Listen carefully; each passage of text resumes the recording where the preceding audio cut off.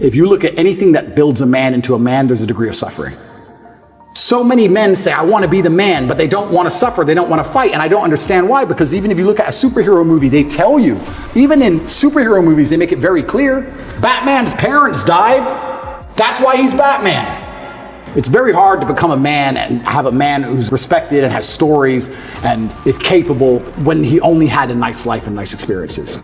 It's usually the things that made you the best version of you are usually the worst things that happen to you. All the bad things have to happen. There's no way to get there without the bad things.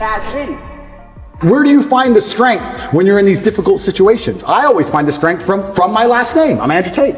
I'm Andrew Tate, so I just have to do it. I'm in a Romanian jail cell. I wake up, there's cockroaches in my bed. They're all over my face. What am I gonna do, cry? Am I gonna go and sign a piece of paper and say I'm guilty? I'm gonna sell my brother out? No, I'm gonna take the cockroaches off my mouth. I'm gonna do some push-ups, because I'm Andrew Tate.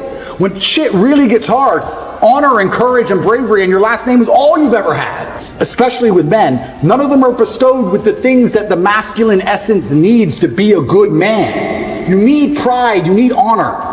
Matrix media, they say, why did you get so big? Because I'm telling the truth. I'm telling the truth, which every man knows is intrinsically true in his heart, because God has instilled him with a basic degree of morality of right and wrong. I'm saying things to a 17-year-old boy and he's going, he makes sense. I get it. Everything I was told so far just didn't quite click, but this does. And that's what they're so scared of. I was talking about this the other day. I was talking about how I have a pet peeve, and one of my pet peeves is painkillers. And I was being typical me, and I was going over the top. And I was discussing with this guy. This guy said, have you got any aspirin? I said, there's no aspirin in my house. And he said, why? I said, brother, you are not facing 1% of the life difficulties I am facing. Think about it. No government's trying to lock you up. The Matrix isn't after you. They're not trying to frame you. Nobody wants you dead.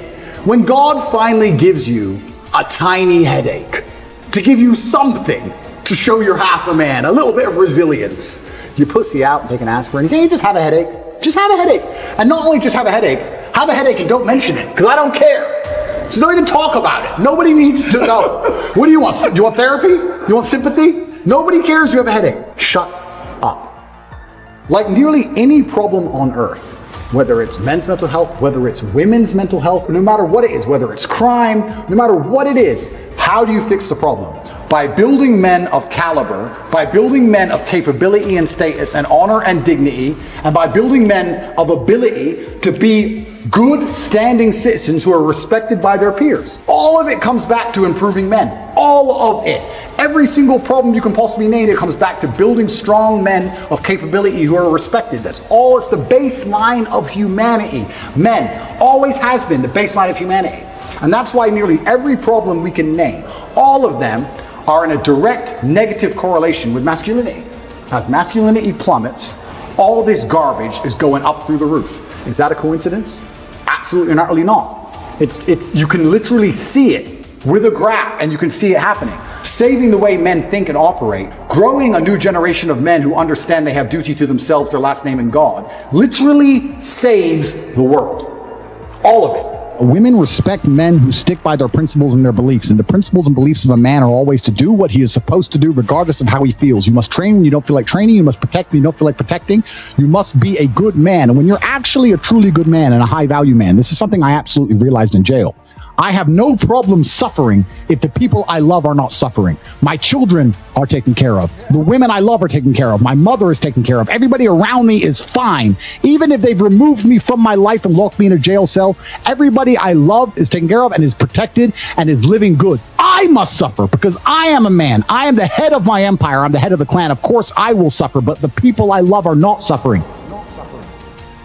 This is what God has bestowed upon important men since the beginning of time. Not just important men, all men. The men in the Titanic as the boat was going down, about to be sucked into the icy cold water, some of the last thoughts in those men's head, I know, was at least I saw my daughter and my wife get on that boat. Absolutely. I'm happy to plunge into this ice cold water because there they are on that boat, away from danger. Everyone we love and everyone in the world who we care about was taken care of. And I said, Andrew, would you rather us both be at liberty, but someone else in our life suffer? Mum suffer?